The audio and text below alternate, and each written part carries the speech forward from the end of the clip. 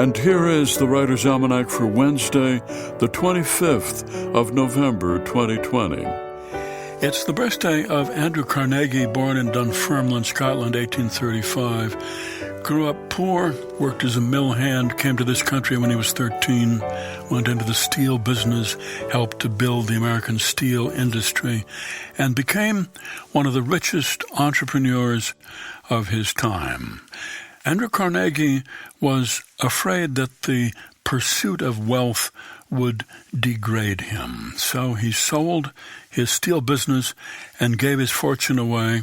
He endowed 2,811 libraries. He established the Carnegie Endowment, and he bought more than 7,000 organs for churches to, in his words, lessen the pain of the sermons. It's the birthday of Helen Hooven Santmire, Cincinnati, 1895. Grew up in a little town of Xenia, Ohio. Went off to New York. She was a secretary for Scribner's Magazine, then moved back to Xenia. She wrote an epic novel about a small-town women's group based on her own women's club of Xenia, Ohio. The book was called And Ladies of the Club. It came out when she was 87 years old, Helen Hooven Santmire. It was more than 1,300 pages long, and it went straight to number one on the New York Times bestseller list. And it's the birthday of the physician and essayist Lewis Thomas, born Flushing, New York, 1913. Went to Princeton to study biology and also poetry. He loved the poetry of Ezra Pound and T.S. Eliot. Had a big career, became president of the Sloan Kettering Institute, and also started writing informal essays. He wrote them late at night without an outline, wrote quickly, including no reference notes at the end, writing about the human body, but also philosophy. In 1974, 29 of the essays were collected in The Lives of a Cell, which won the National Book Award.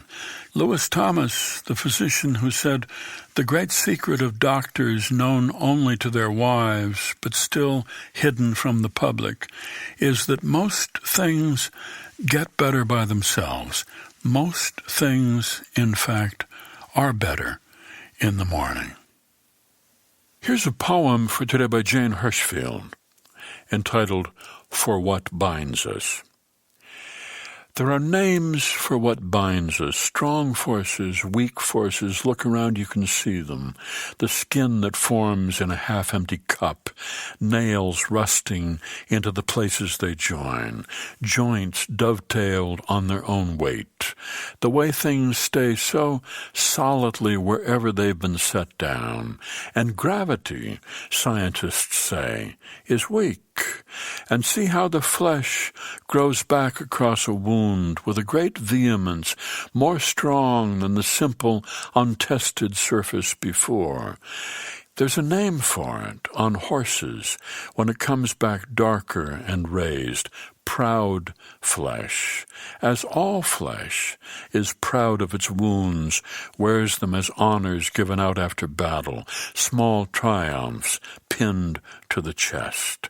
And when two people have loved each other, see how it is like a scar between their bodies, stronger, darker, and proud, how the black cord makes of them a single fabric that nothing can tear or mend.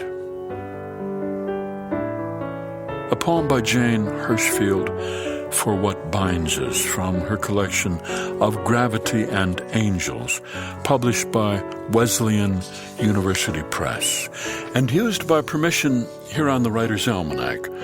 Funded by donations from listeners like you, now available on PRX for distribution by your local radio station. Be well, do good work, and keep in touch.